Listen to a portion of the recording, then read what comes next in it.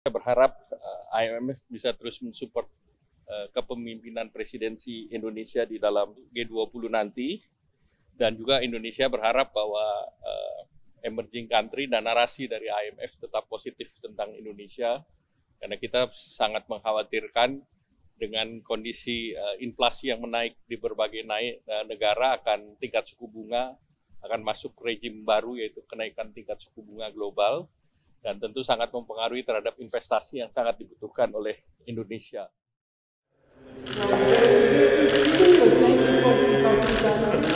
Thank you. And I learned to say selamat pagi. Thank you, Pak Ki. Baik, Bapak. Krishna Good morning. Good morning. How are you? Nice to meet you, Krishna. Good morning, Mr. President.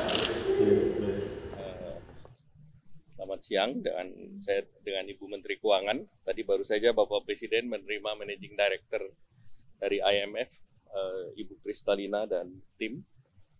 Dalam pertemuan tadi, beberapa hal menjadi catatan disampaikan Bapak Presiden bahwa ekonomi Indonesia relatif sedang baik, dan di mana inflasi sekitar 4,2%, pertumbuhan 5,01%. Kemudian juga dalam situasi lain, Indonesia ekonomi dibanding negara lain, kita punya debt to GDP ratio 42%. Beberapa negara itu mencapai 100%. Kemudian defisit masih sekitar 4%, dan current account 0,5%, dan balance of trade kita selama 26 bulan positif terus. Dan Indonesia punya foreign reserve sebesar 135 miliar. Dalam hal tersebut tentu Indonesia melihat bahwa situasi domestik kita relatif baik.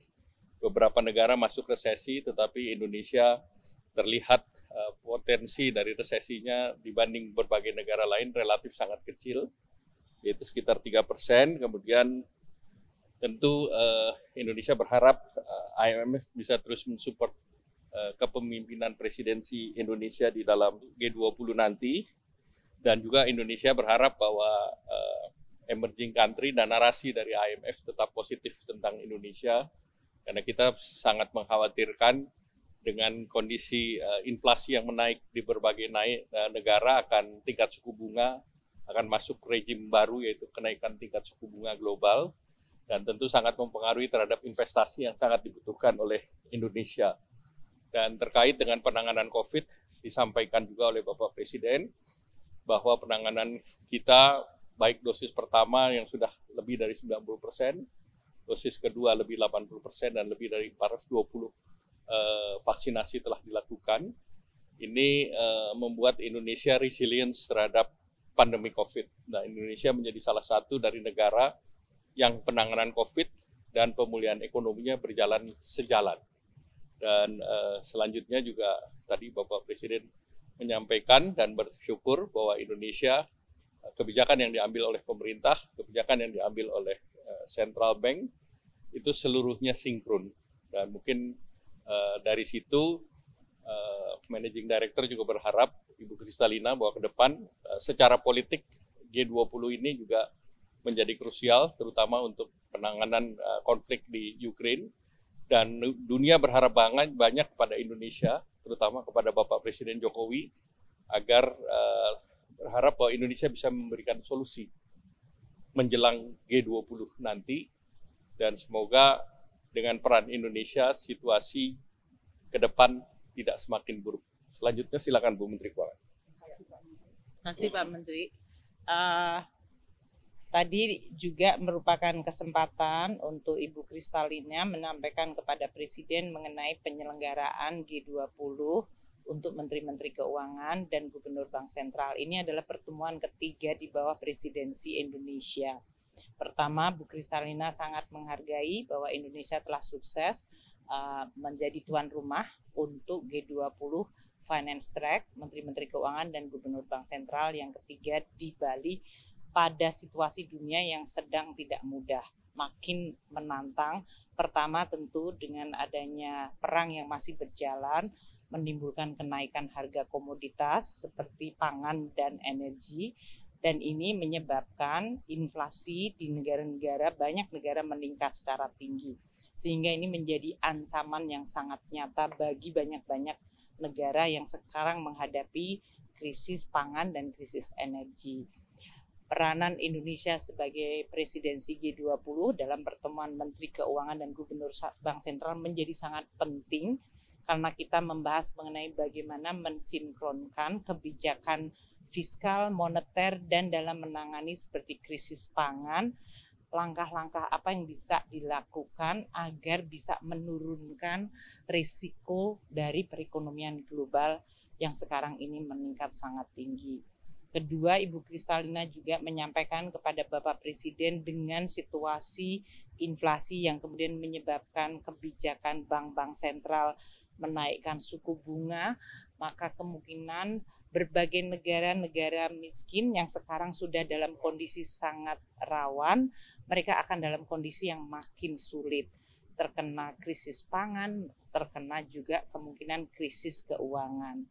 Dan oleh karena itu, Ibu Kristalina tadi menyampaikan bahwa IMF akan melakukan langkah untuk bisa membantu negara-negara miskin tersebut yang akan menghadapi kondisi yang luar biasa berat.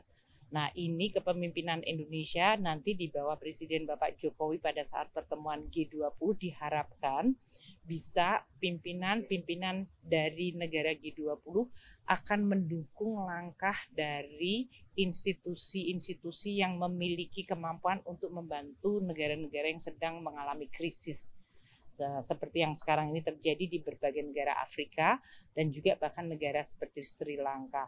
Ini akan sangat penting karena jangan sampai kemudian kemampuan dunia internasional untuk mencegah krisis menjadi makin lemah dan akan menyebabkan risiko makin tinggi.